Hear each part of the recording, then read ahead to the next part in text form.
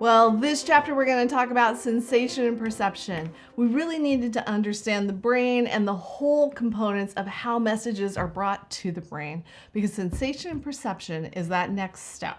Remember, we talked about gestalt early in this semester. We talked about the idea that the whole is greater than the sum of the parts. What we want to understand here is that the brain has this gestalt component. It takes pieces and makes a whole. So let me try something with you and see what you see. When you see this picture, what is it you see? Now, do you see a duck? Or do you see a rabbit? And in actuality, they are both there. When we look at sensation and perception, what we recognize is that the brain is taking in messages, but we are adding meaning in that perception component. So the senses are bringing messages in, and then perception is the meaning we make out of those messages. Gestalt psychology helps us understand that there are components like in that picture that give us this idea of figure-ground relationships. We use the white background to help us with information, and then we use the black components to help us with information. Let's try a different one.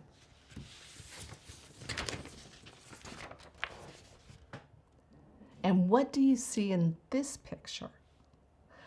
Are you paying attention to the white or the black when you try and make meaning of this image? Do you see the saxophone player? Or do you see the woman?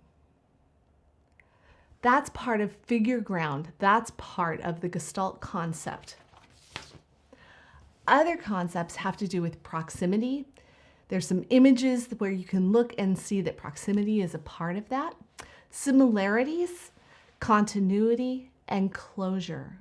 All of these are concepts that Gestalt psychology provides us. So that sensory system, both the eyes, the ears, touch, smell, taste, all of those components provide us with information.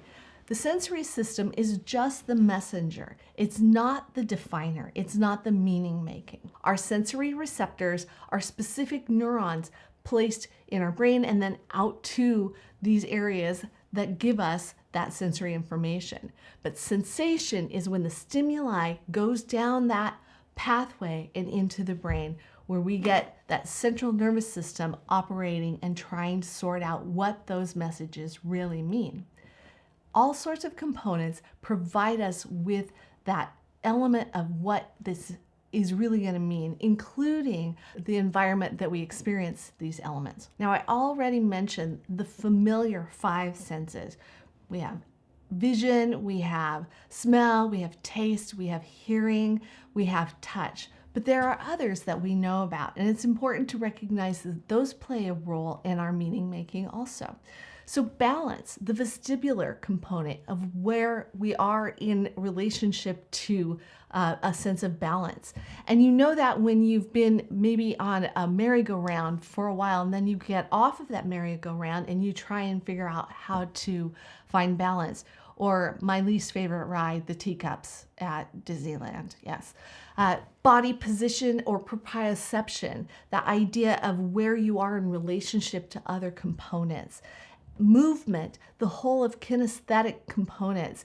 People that are athletic or dancers or any of those specialized training components have this sense of where their body is in motion in those activities. There's also a sense of pain, recognizing what the kind of pain is. You don't experience all pain the same. There can be a quick, sharp pain, and then there can be a slower message of pain. So if you think about a pin pricking your finger, that's going to be a sharp, quick pain. And that message is interpreted by the brain as something to respond to right now.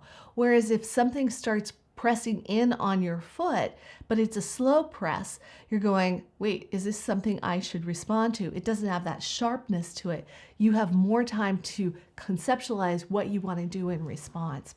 Additionally, there's thermoception, or the sense of temperature, to warm, to cold, those components. So it's not just those first 5. There are 5 others that play a role in how we navigate the information that we bring in and how we then make meaning out of it in relationship to our experiences. One concept related to these sensory experiences is absolute threshold.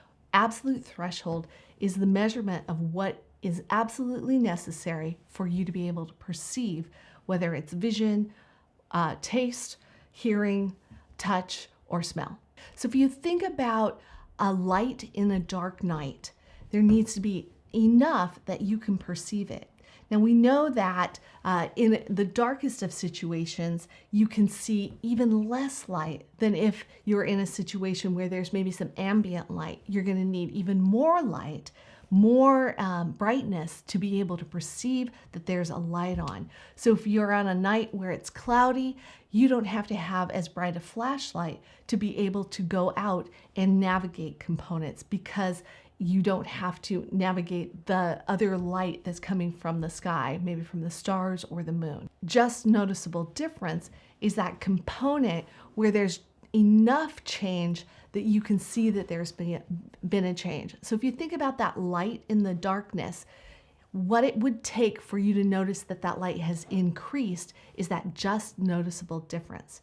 And again, if there's no ambient components interfering with the sensation, you don't need near as much increase in intensity for that just noticeable difference. Just noticeable difference can also be a decrease, enough that you notice that is less than what you were previously perceiving. And again, just noticeable difference applies to all of your sensory experiences. Now we're to perception. We've talked about the different components related to sensation. Perception is the way that we process this sensory information, how we organize it and then consciously experience it and add that meaning. We have 2 primary ways that we process it. We have bottom-up processing and top-down processing. Bottom-up processing is where you take in those sensations and you put them together, kind of a puzzle, and you build your understanding based on how those pieces go together. Top-down processing is where you have pre-understanding from other experiences, from other knowledge, and you use those as frames for understanding how those pieces fit together. So you come with something and then your sensory information fits into an already established pattern or puzzle frame, giving you that clarity or that perception or that meaning based on a top-down processing. So what are some of the factors that affect perception? Actually, sensory adaptation. Perhaps you're in a situation where you haven't noticed the other noises that are going on around you. Sometimes you can be in a room and not realize that there's a loud clock ticking, and suddenly you recognize there's a loud clock ticking, especially if someone just said, "Did you notice the loud clock ticking?" Or have you noticed that if you're sitting, the pressure of your body in that chair? You didn't notice it a couple of minutes ago, but as you're now aware of, you can start having experiences where that sensory information is brought into greater awareness or greater perception. So sensory adaptation is the component in the brain that helps you rule out information that's not necessary for the immediate function. Your senses are bringing in information all the time, but you don't have the ability to manage all of that in the same acute, focused way. Your brain has the ability to figure out which part do I really need to pay attention to and which part can I put aside. Other components that impact our perception are attention. And we can perceive things because we're told we need to pay attention to something. A lot of times in courses, you may have a lecture or reading that says, pay attention to these elements. And as you go into that component, you're going to be watching for those pieces because you were primed for attention. You can also have inattention blindness, where you're so focused on those components that you miss the other aspects. Recognizing that this can impact your ability to perceive well is something that's core to our ability to make good meaning making. In fact, when we get to the chapter on memories, we're going to recognize that part of what we think of as accurate memories have actually been impacted by inattentional blindness. We pay attention to certain things and miss others, and it actually affects the way we recall memories. Another factor that's affecting perception is motivation.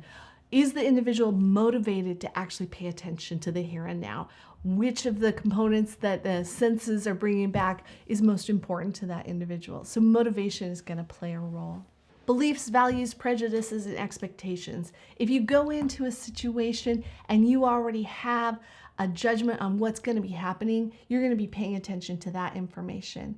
Whereas if you go completely open-minded, you've never been in this situation, you're going to be aware of so many more factors. So if you think about going home to your house with your family and you walk in, you're going to be paying attention to the pieces that you are expecting there. But when you go to someone else's home you've never been to, you're going to be seeing a lot of the detail that you wouldn't have noticed if that was your house. Additionally, life experiences or your cultural involvement are going to set up expectations. As you come into those components, you're going to pay attention to different kind of perhaps social expectations. Think about those homes where individuals have maybe a family rule that we leave shoes at the front door. So you come in and you notice those components because that's new to you. Whereas if it was a different kind of situation where that wasn't that social expectation of removing shoes, you're gonna not see those components. So culture, previous experiences, and those components of values within that family situation can play a huge role in our ability to pay attention to what's going on with our perceptions. So what are we gonna talk about next? In the next video, we're going to talk more about our senses. We're going to talk about vision, and we're going to talk about our auditory components. So that's kind of where we're headed.